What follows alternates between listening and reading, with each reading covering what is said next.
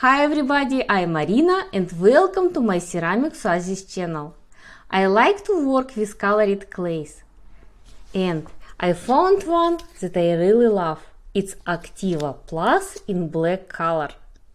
It's self-hardening clay and today I will do demonstration how to build little vase in Middle East style, and I will decorate it with gold and bright orange. Let's start.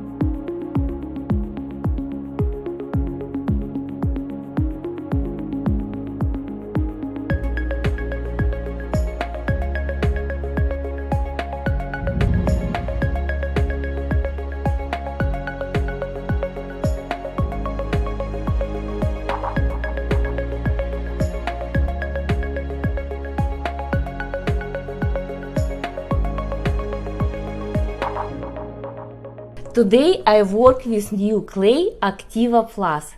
I really love this clay. It's easy to work, strong enough after drying, and also this clay has beautiful black color.